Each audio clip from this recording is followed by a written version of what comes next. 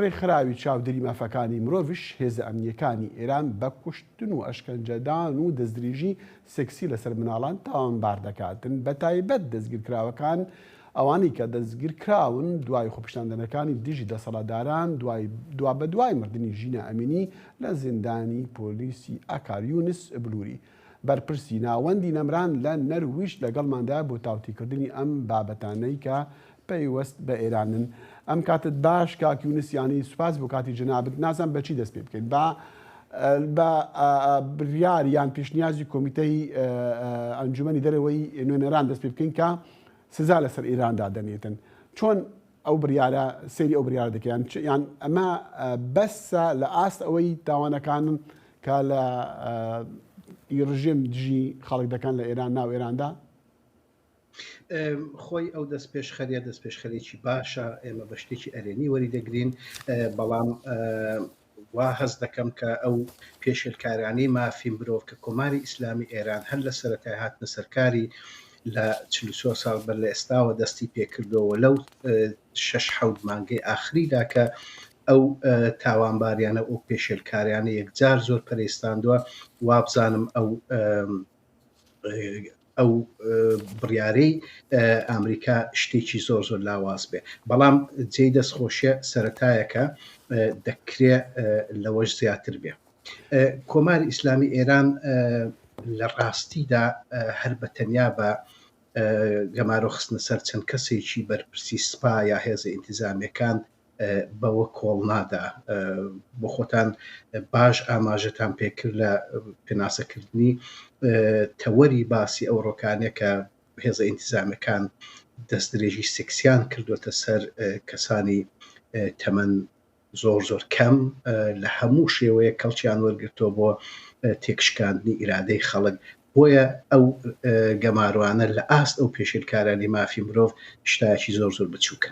باشە بۆ ئەو پێشێلکاریانە ینی چ بەڵگەیەک هەیە؟ ینی تۆ ڕاپۆرتەکەت بینیوە، ینی چی دەڵێ؟ ینی ئەمە شتێکی لا ناکاو بوو کە دەستدرێژی سێکسی لەگەڵ لەسەر مناڵەکان بکرێت، بەڵام ئەوەشە ڕێکخراوێکی ناسراوی وەکو بڵێن نێونێتەوەیە کە ئەو تۆمەتانە دژی ڕژێمی ئێران تۆمار دەکاتن.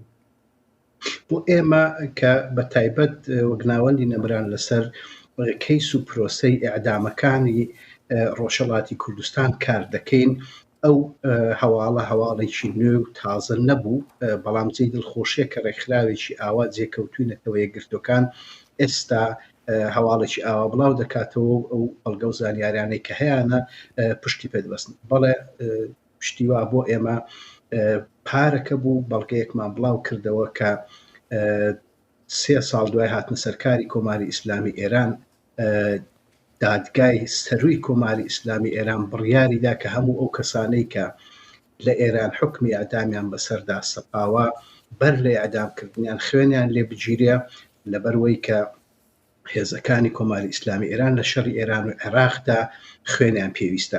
ئەوە بەڵگەیەکە کە ناتوانە حاشای لێ بکرێت. جا بۆیە ئەو پێشێلکارانی مافی مرۆڤ دەستدرێژی سێکسی بۆ سەر منداڵان بۆ ئێمە ناوەندەکاری مافی مرۆڤ کرد لە چوارچێوەی ئێران و بە تایبەت ڕۆژهەڵاتی کوردستاندا کار دەکەین، شتێکی نوێ نییە. ئێمە بە بەردەوامی ئەو پێشێلکارانەمان راپۆرت کردو بۆ نەتەوە یەکگرتوەکان و ڕێکخراوەکانی تری مافی مرۆڤ. باشە کاکی یونس، ینی بابەتەکان لەسەر ئیران زۆرن، بە تایبەتیش ئەوەی هەواڵێکی ئەوڕۆکە ئەو دوو ڕۆژنامە نووسەش تاوانبار دەکرێن کە پەیامی یانیان هەواڵی مردنی ژینە ئەمینیان بەڵاو کردووە لە ڕۆژنامەی خۆجی ئێرانەدایە تۆمەتبار کراون. یعنی تاکەی جیهان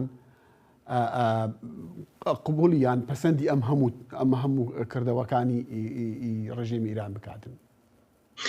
ئەوە پرسیارەکە، یعنی ئێمەش ئەو پرسیارە لە خۆمان دەکەین، بەڵام شتی هاوشێوەی لەوە زۆر بووە. ئەگەر لە بیرمان بێ حکومەتی بەعسی عێراق ساڵی 1970 چەکی چیمیایی لە هەڵەبجە بەکارهێنا، بەڵام تا ساڵی 2003 ئەو بەڵگانەی بەکارهێنانی چەکی شیمیایی لە بەرابەر سەرانی حکومەتی بەعز بەکار نەهات. من پێم وایە کۆمەڵگای نێونەتەوەی ناتوانێت لەوە زیاتر بینەر بێ لەو پێشێلکارانی مافی مرۆڤ کە لە چوارچێوەی ئێراندا ئەبێ چی بکاتن؟ من پێم وابێ هەر بە تەنیا وڵاتی ئامریکا تەواو نییە. ئەم سیرکەن لە دوای دەستپێکی شەڕی ئۆکراین کە رووسیا دەستی پێکرد بە تێگرای دەنگ هەموو وڵاتانی غەرب گەماروی ئابووریان خستە سەر وڵاتی رووسیا. من پێم وابێ ئەگەر بە تێگرای دەنگ وڵاتانی غەرب بتوانن سپای پاسداران بۆ نمونە بخەنە لیستی تەرۆرەوە، ئەوە دەستکەوتێکی باشە. سەرچاوە ئابوووریەکانی سەرانی کۆماری ئیسلامی ئێران دەستی بەسەردا بگیرێ. کۆماری ئیسلامی ئێران دەبێ بەری پێ بگیرێ، دەنا کارەساتی زۆر گەورەتر دەخۆکەنێ. هەر بەتەنیا لە چوارچێوە ئێراندا نییە کە کۆماری ئیسلامی ئێران ئەو تاوانانە دەکات. هەمومان دەزانین کە لە سنوورەکانی دەرەوەی ئێرانیش سەرێشە بۆ هەموو. باش ئێوە لە دەرەوە ڕێکخراوەکانی مافی مرۆڤ لە دەرەوە چی دەکەن بۆ ئەوەی زیاتر جیهان ئاگاداری ئەو تاوانانە بێ؟ ئێمە وەک ناوەندی نەمران هەموو هەوڵێکمان داوە کە بتوانین جیهان سازمانەکانی مافی مرۆڤ لە دنیا ئاگدار بکەینەوە. یەکێک لەو کارانی کە کردومانە لە پەیوەندی گرتن و ناردنی بەڵگە بۆ نەتەوەیە گرتوەکان بۆتە هۆکاری ئەوەی کە نەتەوەیە گرتوەکان ناوەندی نەمرانی بانکێش کردو بۆ کۆبوونەوەیەک لەسەر پرسی تایبەتی ئەعدامەکان و بزربۆکان لە دەفتەری ئەو سازمانە بۆ ڕاوێژکردن. بەداوا لێبوردنەوە زیاتر کاتمان نماوە.